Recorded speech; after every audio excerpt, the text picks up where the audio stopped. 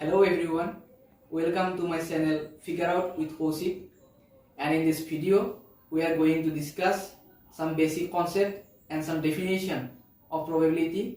So let's figure out.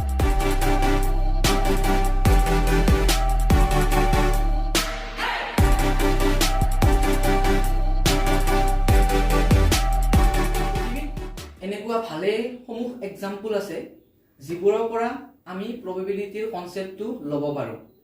তো first concept হিচাপে যদি মই চাব যাও, যদি এটা আমি কইন টস কৰো তেতিয়া হলে তাত কি পাম, হয়তো হেড পাম নহলে টেইল পাম, হয়?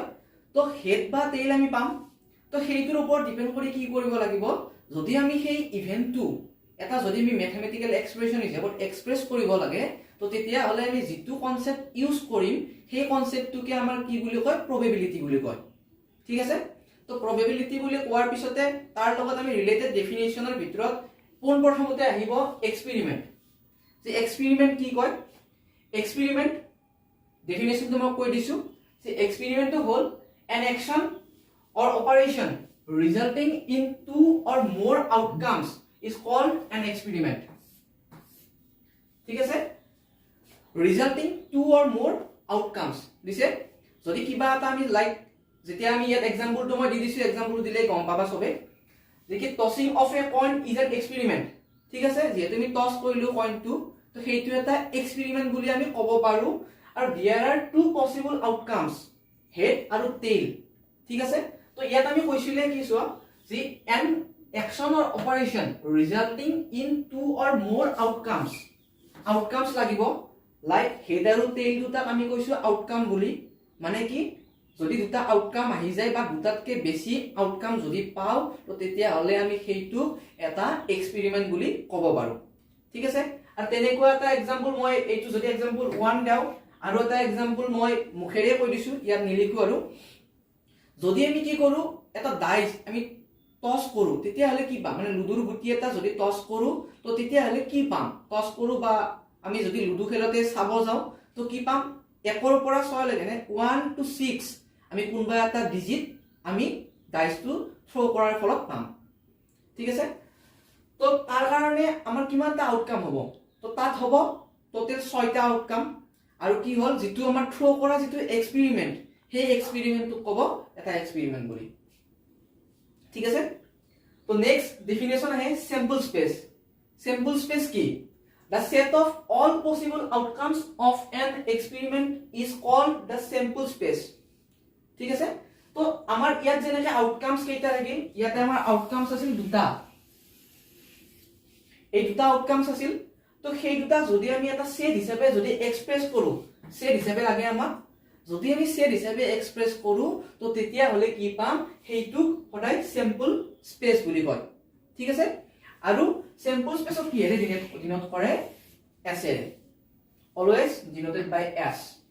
তো ঠিক আছে, মই ইয়াত এক্সাম্পলটো হেইটোৱে লৈছো আগৰটোৱে, যে in the experiment of tossing a coin the sample space will be s is equals to, আমি কি লৈছো, সেট হিচাপে যেতিয়া কৰে আমি এনেকুৱাকে এক্সপ্ৰেস কৰো সদায়, তো s is equals to x and t।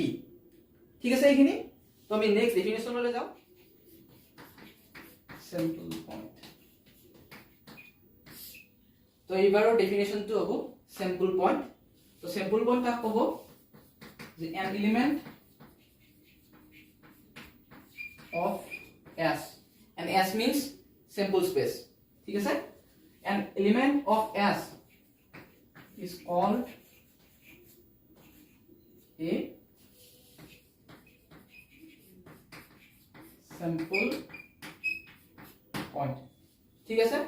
s ৰ এলিমেন্টক কি ক'ব, simple point বুলি ক'ব।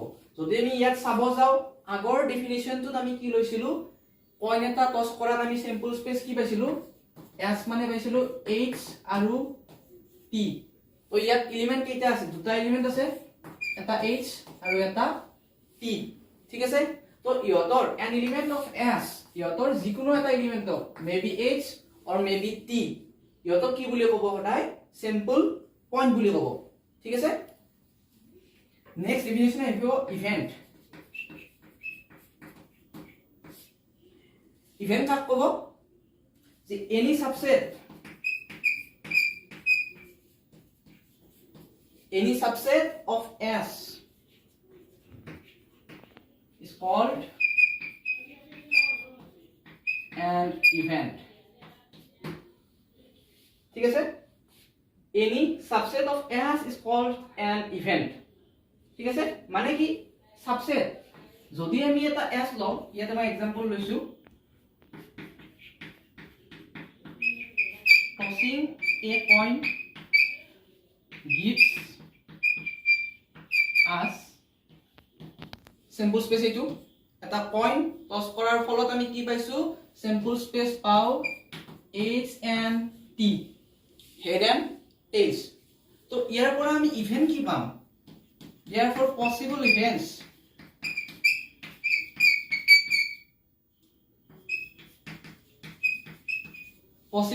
are কি পাব পাৰো। তো আমি ফাৰ্স্ট জানো সেটৰ পৰা আমি এইটো বস্তু জানো যে প্ৰত্যেকটা সেটৰে 5 is a subset of every set. ঠিক আছে, তো যেহেতু আমাক ইয়াত কি লাগে সাবসেট লাগে, তো পসিবল ইভেন্ট কি হ'ব 5 হ'ব এটা, cos 5 is a subset of every set. Next আহিব পাৰে এটা h, next t, and next ht, and this is s. ঠিক আছে, তো এইটো ডেফিনেশন ইয়াতে এতিয়া মই তিনিটা নোট দিম, সেই নোট কেইটা কি ডেফিনেশনে হ'ব, তিনিটা নোট আকাৰত দি দিছো মই। তো first Dilu the null set 5 is called impossible event. ঠিক আছে, or null event। অকমান আগতে কৈছো যে কি হয় 5 টো এটা ইভেন্ট হয় আৰু এই ইভেন্টক এটা নাম দিয়া হয়, এইটো কয় impossible event or null event। ঠিক আছে, তো নেক্সট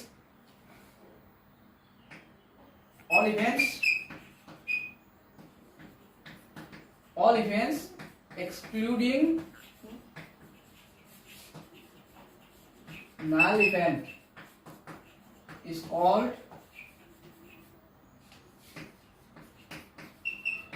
certain event। ঠিক আছে, আমি যেতিয়া s টো যেতিয়া আমি h আৰু t লৈছিলো, তো তেতিয়া আমি ইয়াৰ পৰা ইভেন্ট কি পাইছিলো 5, then h, then t, then again পাইছিলো এটা h and t। ঠিক আছে, তো ইয়াত আমি কিটা ইভেন্ট পাইছিলো 4টা ইভেন্ট। যদি আমি কি কৰো 5 টো যদি নাল ইভেন্ট যদি আমি এক্সক্লুড কৰো, মানে কি যদি বাদ দি দিও, তেতিয়া হলে আমি কি ইভেন্ট পাম h, t and ht, এই তিনিটা ইভেন্ট পাম। তো এই তিনিটা ইভেন্টক কি বুলি কব আমাৰ সার্টেন ইভেন্ট। ঠিক আছে,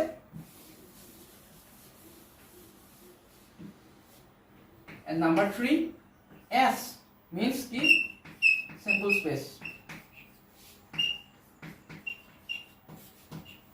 is known as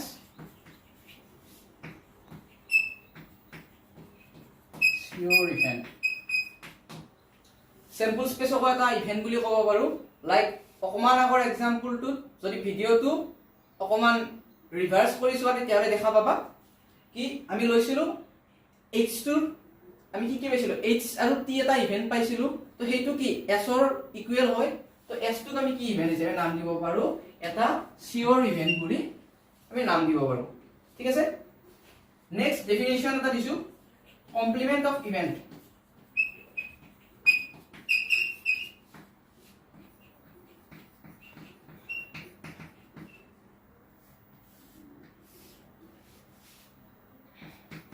The complement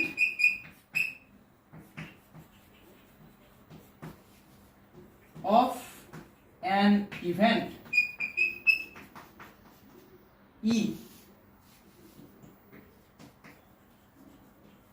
is the set of all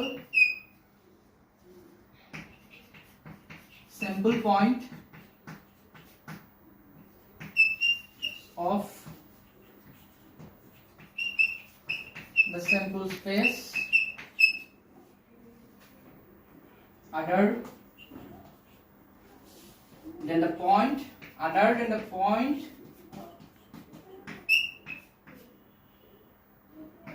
in E। ঠিক আছে, তো কি কমপ্লিমেন্ট কি complement of an event complement of an event is an event ই ঠিক আছে is the set of all sample points of the sample space other than the point e means ki if jodi amar jikita point thake to সেই point kita jodi ami ki koru s or pora bad di diu to jitu ami event pam সেই event to ki boli hobo complement of an event ঠিক আছে আমি example loisu for example s 1 2 3 4 5 and 6 এইটো হল এটা sample space আর ডাই এটা যদি আমি throw কৰো লুডু গুটি এটা যদি থ্ৰো কৰো তো তেতিয়া আমি জিকিটা পাম এইকিটা আমি কি পাম আউটকাম পাম 1 2 3 4 5 6 এইকিটা আমি আউটকাম পাম তো এই আউটকাম কেইটাৰে যেটো স্যাম্পল স্পেস হ'ব সেই স্যাম্পল স্পেসটো হয় s = this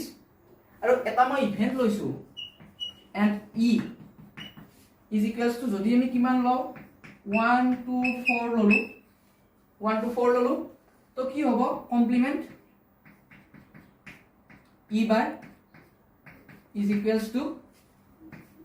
ইয়াৰে পৰা এইকিটা এলিমেন্ট বাদ দি দিম তো কি হ'ব 1 2 4 বাদ দিম তো থাকিব কিমান 3 5 and 6 and sorry মোৰ এটা কথা ক'ব ৰৈ গল complement of an event is denoted by e bar ec or e dash ঠিক আছে এইকিটাৰে কি কৰে complement of an event denote কৰা যায় ঠিক আছে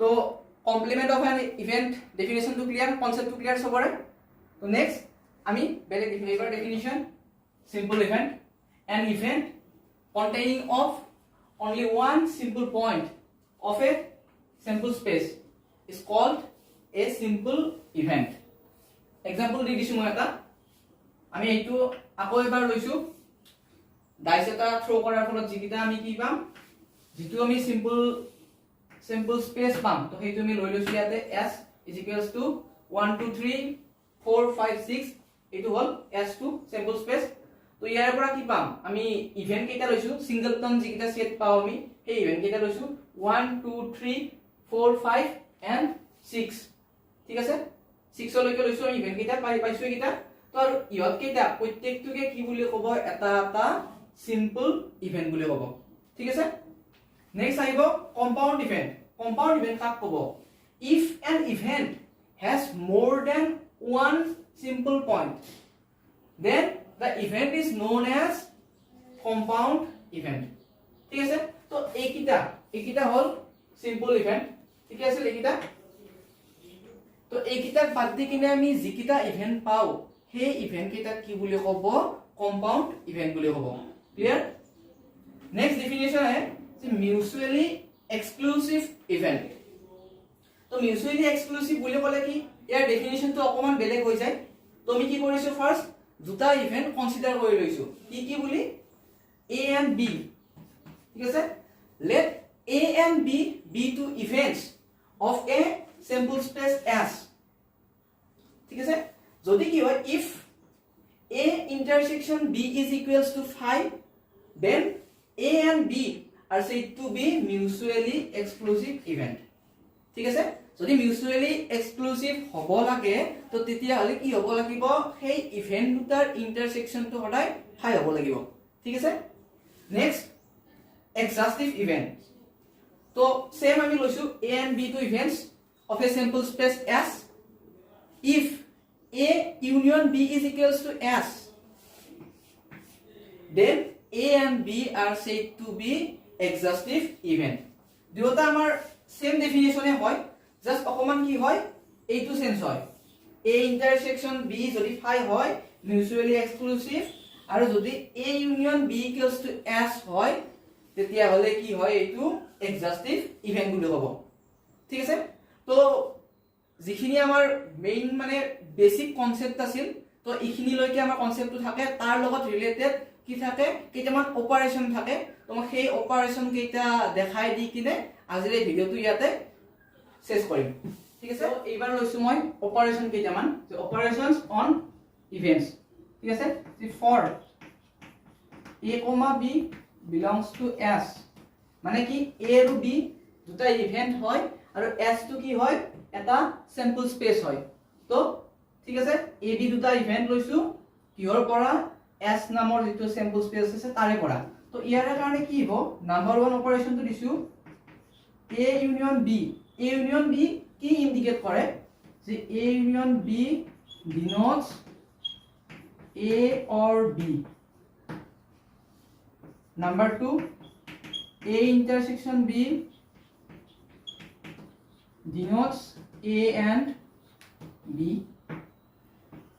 number 3 A complement is equals to S minus A ঠিক আছে বা এইটো কি কয় A complement নকয় কিনে আমি not A বুলি ক'ব পাৰো alright next A minus B denotes A but not B ঠিক আছে তো আমি এই চাৰিটা মই অপাৰেশন দি দিলো তো এই অপাৰেশন কেইটা বেলেগ একো নহয় সেটত যেনেকে পাইছো তো তেনেকুৱাকে সেম অপাৰেশনস আহি যায় তো মানে কি সেটত যি কিটা অপাৰেশন ইউজ হয় probabilityৰ ক্ষেত্ৰতো আমাৰ সেই কিটা অপাৰেশনে সেম ধৰণে ইউজ কৰিব পাৰে বেসিক যিখিনি ডেফিনিশন থাকে বা কনসেপ্ট থাকে সেইখিনি যিমানখিনি পাৰো মই ট্ৰাই কৰিছো আৰু যাতে সবে বুজি পায় আৰু কি ইয়াৰ লগত ৰিলেটেড মানে আজি ইখিনিলৈকে এইটো ভিডিঅলৈকে মই যিখিনি কৈ দিলো তাৰ লগত ৰিলেটেড যিখিনি প্ৰবলেম থাকে সেই প্ৰবলেমখিনি মই নেক্সট ভিডিঅত কৰি দিব ট্ৰাই কৰি ভিডিঅটো ভাল লাগিছে বা ইনফৰমেটিভ যেন লাগিছে তো তেতিয়া হলে ভিডিঅটো প্লিজ লাইক কৰক শেয়াৰ কৰক আৰু চেনেলটো সাবস্ক্ৰাইব কৰি দিব ঠিক আছে তো আজিলৈ ইয়াতে